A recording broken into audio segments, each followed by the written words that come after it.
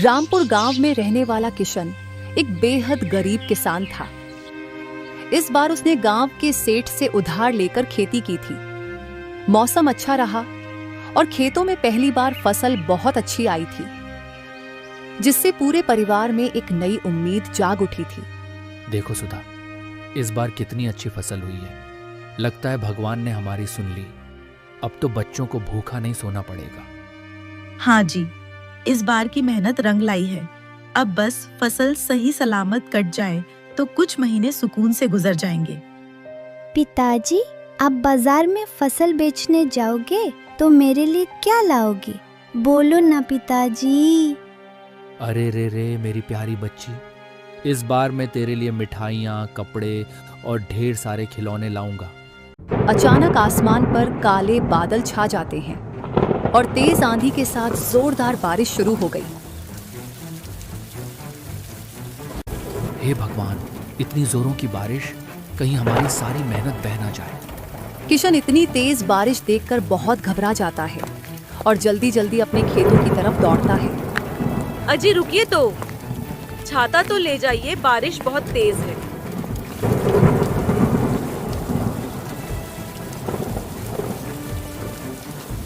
रामलाल भाई, अरे ओ रामलाल भाई, जल्दी खेतों में चलो। देखो कितनी जोर की बारिश हो रही है। किशन जल्दी जल्दी अपने पड़ोसी रामलाल के साथ खेतों की तरफ दौड़ता है।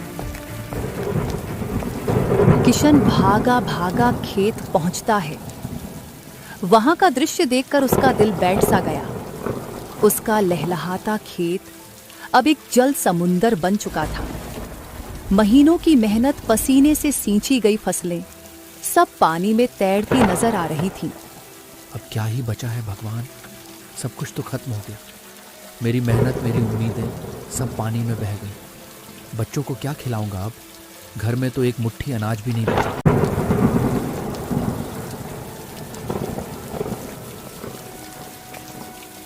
घर पर सुधा किशन का बेसब्री से इंतजार कर रही थी। क्या हुआ जी? सब ठीक तो है ना? हमारी फसलों को ज्यादा नुकसान तो नहीं हुआ ना? सब बर्बाद हो गया भाग्यवान, हमारी सारी फसल पानी में बह गई। अजी, अब हम क्या करेंगे? हम कहाँ जाएंगे? घर में खाने को अन्न का एक दाना तक नहीं है। हाँ भाग्यवान, इस बार तो सालों बाद अच्छी फसल हुई, मगर एक निवाला गले तक पहुंचे उससे पहले ही ऊपर वाले ने हमसे उसे छीन लिया। हाँ जी, और कल को वह सेठ मुंशीराम अगर कर्ज का पैसा लेने आ गया तो हम उसे कहाँ से देंगे?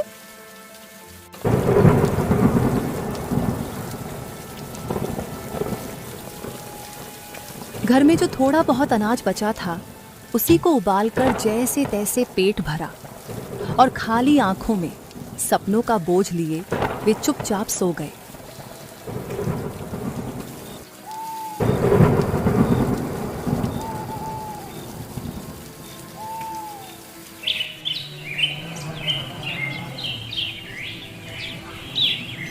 अगली सुबह बारिश थोड़ी कम हो जाती है। भाग्यवान, मैं सेठ मुंशीराम के पास जा रहा हूँ। शायद कुछ दिनों की मोहलत दे दें और साथ ही कोई छोटा मोटा काम भी देखूंगा ताकि घर के लिए थोड़ा राशन जुटा सकूं। अच्छा जी, ठीक है, अपना ध्यान रखिएगा और समय पर घर आ जाना। ठीक है भाग्यवान, अब मैं चलता हूँ। इतना कहकर किशन सेठ मुंशीराम से मिलने उसके घर की ओर चल पड़ता है। सेठ जी, इस बरसात ने तो सब कुछ तबाह कर दिया। ऐसे हालात में कुछ दिन तक कर्ज चुकाना मेरे बस में नहीं है। बस थोड़ी मोहलत दे दीजिए, अगली फसल में पूरी रकम लौटा दूंगा, ये मेरा वादा है।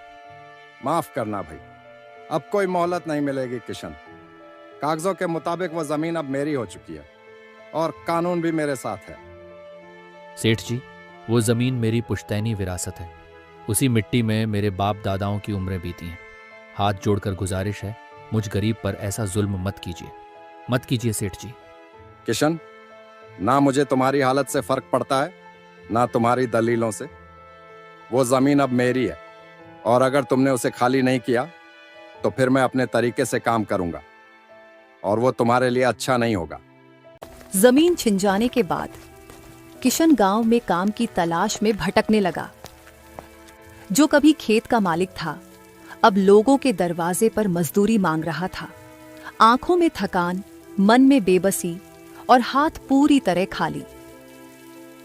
काफी समय भटकने के बाद आखिरकार किशन को गांव के बाहर एक छोटे से कारखाने में काम मिल जाता है। काम मिलते ही किशन तुरंत कारखाने में अपने काम में लग गया। हालात ने उसे सिखा दिया था, अब थमना नहीं है, बस जैसे तैसे जीते जाना है। किशन को काम पर लगे ज्यादा देर नहीं हुई थी कि आसमान से गिर रही हल्की फुहारें अब एक मूसलाधार बारिश में बदल चुकी थी। अरे ओ किशन, जल्दी जल्दी हाथ पैर चला भाई। तने पता नहीं के यो माल आज शाम बीकानेर पहुंचाना है। जी मालिक। अरे वाह, आज तो कितना सुहाना मौसम है। ऐसे में अगर गर्मा गर्म चाय पकौड़ी मिल जाती तो मजा ही आ जाता। अरे ठेकेदार जी, ये तो बस 120 रुपए ही है। आपने तो 150 रुपए देने की बात कही थी। हाँ रे, जब आधा माल बारिश में खराब कर दिया तो पूरी दिहाड़ी कैसे मिलेगी? जितना काम किया है उतना ही मिलेगा। बेचारा किशन कुछ कहे बिना चुपचाप अपनी मजदूरी ले लेता है।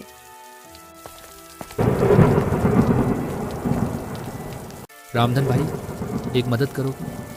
क्या अपनी साइकिल से मुझे घर तक छोड़ दोगे? घर पर बीवी बच्चे बारिश में परेशान हो रहे होंगे। जल्दी पहुंचना है यार। सुन किशन, मेरी साइकिल कोई तेरे जैसे भिखारियों के लिए नहीं है। मदद मांगने से पहले सोच लिया कर कि तू है क्या। इतना कहकर रामधन धड़धड़ाता हुआ वहां से चला जाता है और पीछे रह जाता है बेचारा किशन।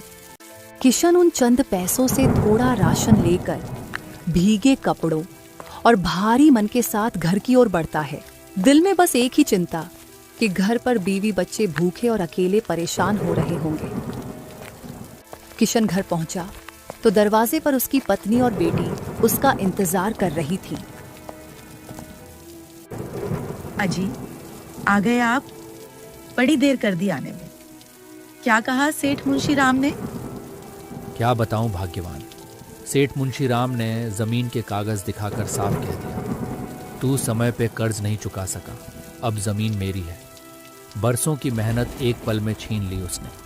अजी, अब क्या होगा हमारा? आज गांव में सरकारी लोग आए थे, कह रहे थे गांव में तेज बारिश का रेड अलर्ट है और ऊपर से हमारे घर की छत दीवार भी टूटी पड़ी है। अरे सुधा, तुम भी ना इन मौसम विभाग वालों की बातों को लेकर क्यों परेशान हो रही हो? चलो जल्दी खाना बनाओ, बहुत जोरों की भूख लगी है। हाँ जी, लेकिन छत तो किसी तरह ठीक करवानी ही पड़ेगी ना, वरना इस बारिश में कैसे रहेंगे?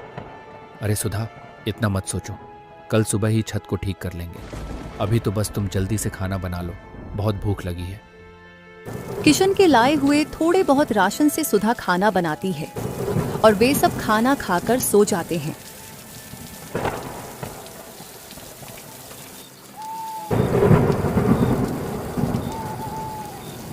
रात का यही कोई दूसरा पहर चल रहा होगा और बारिश थी कि थमने के बजाय और भी तेज होती जा रही थी।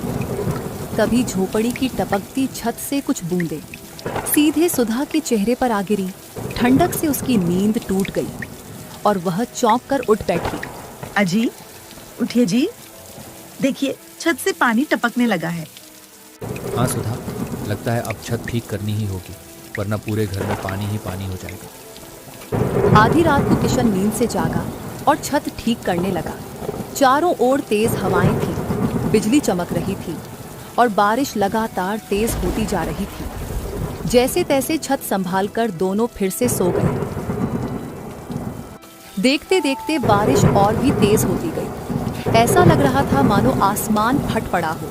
गांव के हर कोने में पानी भर गया था। अजी, जल्दी उठिए जी, देखिए घर में चारों तरफ पानी ही पानी भर गया है। सुधा, तुम बिल्कुल सही कह रही थी, सच में ये बारिश तो अपना कहर बरसा रही है। देखते ही देखते पानी तेजी से भरने लगा। हवाएं इतनी तेज थीं कि घर का छप्पर तक उड़ गया।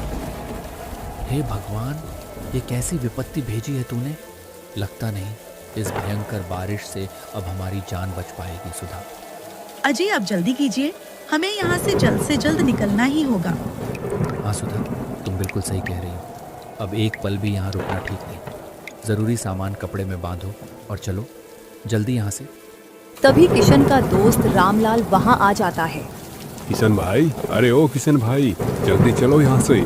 गांव की नदी में भारी बाढ़ आ गई है। अगर हम सब लोग यहीं रुके तो डूब के मारे जाएंगे। चलो चलो चलो जल्दी यहाँ से चलो। हाँ रामलाल भाई, चलो जल्दी, हमें किसी ऊंची जगह पर जाना होगा। अजी मुझे बहुत ज्यादा डर लग रहा है। अब इतनी बारिश में कहाँ जाएंगे हम लोग? इस बारिश में तो सेठ मुंशी राम के घर जाना ही उचित होगा। उनका घर ऊंचाई पर भी है। वे सब सेठ मुंशी राम के घर की ओर चल पड़े। बारिश थी कि थमने का नाम ही नहीं ले रही थी। किसी को समझ नहीं आ रहा था कि ये सिर्फ बारिश है या कोई प्रलय उतर आई है।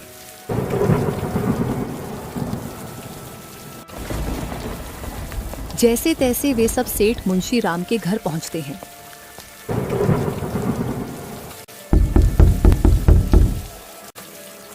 सेठ जी, इस बारिश में सब कुछ बह गया हमारा। अब तो सिर छुपाने की भी जगह नहीं बची। अगर एक रात की पनाह मिल जाए तो बड़ी मेहरबानी होगी, वरना बच्चों को लेकर कहाँ जाएं, कुछ समझ नहीं आता। अरे ओ किशन, तू फिर चला आया यहाँ? मेरा घर कोई धर्मशाला नहीं है। अगर जरा सा भी कमाने खाने लायक होता तो आज इस हाल में ना होता। चलो निकलो यहाँ से। मेरे दरवाजे भिखारियों के लिए नहीं खुले। सेठ जी, हाथ जोड़कर विनती है, पूरा गांव पानी में डूब चुका है। सिर्फ आपका ही घर ऊंचाई पर है। थोड़ी सी जगह दे दीजिए, जान बचाने का और कोई आसरा नहीं बचा। वो सब मुझे मत सुनाओ। मेरे घर में तुम जैसे भिखारियों के लिए कोई जगह नहीं है। ठंडी ठंडी बारिश में अच्छी खासी नींद खराब कर दी। अब चुपचाप निकलो यहाँ से, वरना अच्छा नहीं होगा। मुंशी राम के सख्त और तिरस्कार भरे शब्दों ने किशन को भीतर तक तोड़ दिया और उसने चुपचाप वहां से रुखसत लेना ही बेहतर समझा। जैसे ही वे लोग आगे बढ़ते हैं, तभी एक टूटी हुई छोटी सी झोपड़ी से किसी के चीखने की आवाज सुनाई देती है। कोई तो बचाओ। देखो उस घर में कितना पानी भर गया है और कोई मदद के लिए चिल्ला रहा है। हमें उसकी मदद करनी चाहिए। अरे नहीं किशन भाई, हमें ये खतरा मोल नहीं लेना चाहिए। हमारा यहाँ से चलना ही ठीक होगा। अगर हम लोग यहाँ पे रुके तो सब के सब डूब के मारे जाएंगे। चलो चलो जल्दी यहाँ से चलो। नहीं रामलाल, हमें उसे बचाना होगा। हालात जैसे भी हों, इंसानियत नहीं छोड़ सकते। चलो जल्दी। देखो वो बेचारी कितनी चीख रही है। बचाओ, बचाओ, मैं डूब रही हूँ। बचाओ। वे दोनों अंदर आकर देखते हैं, वहां एक बूढ़ी अम्मा पानी में डूब रही होती है। बिना एक पल गंवाए वे उसे संभालते हैं और सुरक्षित बाहर ले आते हैं। बेटा, तुम दोनों का बहुत बहुत धन्यवाद। अगर आज तुम मेरी मदद न करते तो मैं तो यहीं पानी में डूबकर मर जाती। भगवान तुम्हारा भला करे बेटा। अरे कोई बात नहीं अम्मा, मदद करना तो हम सबका कर्तव्य है। उस रात वे सब एक ऊंची जगह पर एक पेड़ के नीचे सहमे सहमे रुके रहे और आधी रात उन्होंने ठिठुरते हुए किसी तरह काटी। अगले दिन भी बारिश का कहर जारी था। अब तो पानी मुंशी राम के आलीशान घर तक पहुंच चुका था। उसका गोदाम, अनाज, फर्नीचर सब बह गया। कुदरत ने सबको एक कर दिया। ना कोई अमीर रहा, ना गरीब, सिर्फ बेबस इंसान। कल तक जो लोगों को निकाल रहा था, आज वही मुंशी राम मदद की गुहार लगा रहा था। कोई है? बचाओ, कोई तो मेरी मदद करो, कोई तो बचाओ मुझे। देखो भाई, सेठ मुंशी राम के घर से आवाज आ रही है। शायद मदद के लिए चिल्ला रहा है। जाने दो भाई, वो हमेशा लालची और खुदगर्ज रहा है। कभी किसी की मदद नहीं की, अब भुगते। उसके लोग देख लेंगे उसे। हमें यहाँ से निकलना चाहिए। बचाओ, कोई तो मेरी मदद करो, कोई तो बचाओ। अब बारिश पहले से भी ज्यादा बढ़ चुकी थी और पानी का स्तर बढ़ते ही जा रहा था। बेटा, पानी लगातार बढ़ रहा है। अब हमें निकलना चाहिए। गांव से बाहर एक ऊंचाई पर पीपल का बड़ा पेड़ है। कहते हैं चाहे जितनी भी बारिश हो, वो पेड़ कभी किसी को डूबने नहीं देता। चलो वहीं चलते हैं। गांव के सभी लोग और किशन गांव से बाहर उस पीपल के पेड़ के नीचे आ गए, जो सबसे ऊंची जगह पर स्थित था। अरे सुनो गांव वालों, सब लोग आ गए ना? कोई रहे तो नहीं गया इस बारिश में? मैं आते वक्त सेठ मुंशीराम के घर के सामने से आया हूँ। मदद के लिए चिल्ला रहा था वो। अच्छा किया जो उसकी मदद नहीं की। बहुत लालची आदमी है। हम गरीबों पर खूब जुल्म किए हैं उसने।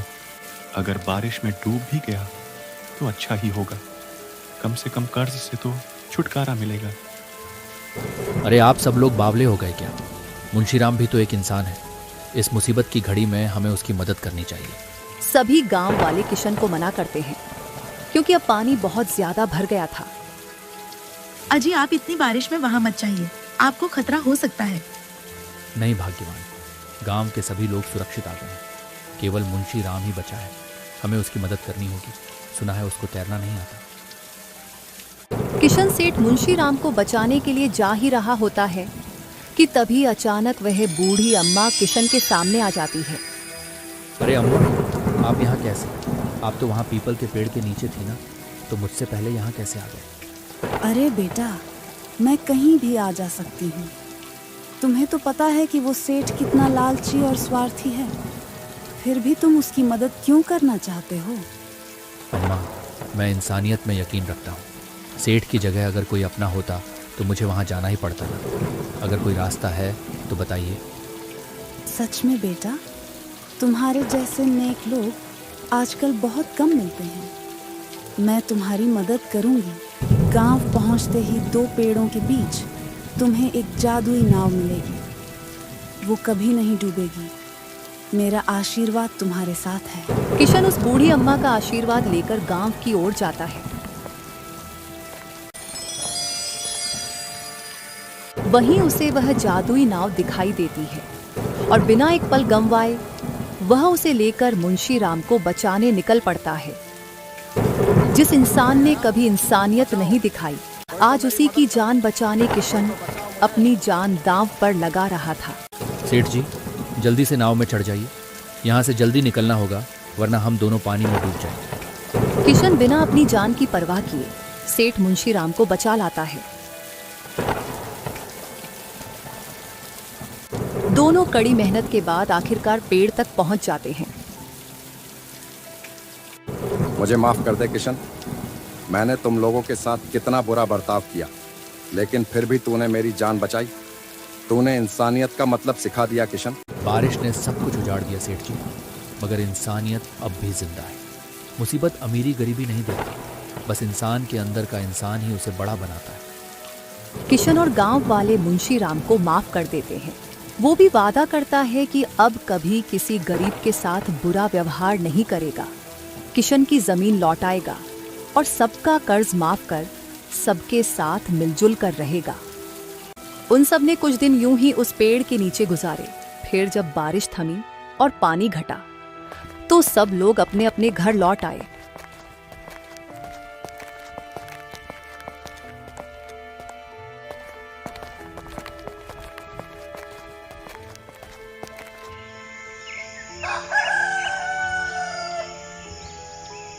मुंशीराम अगले दिन सबको अपने घर बुलाकर उनका कर्ज माफ कर देता है और किशन को उसकी जमीन लौटा देता है।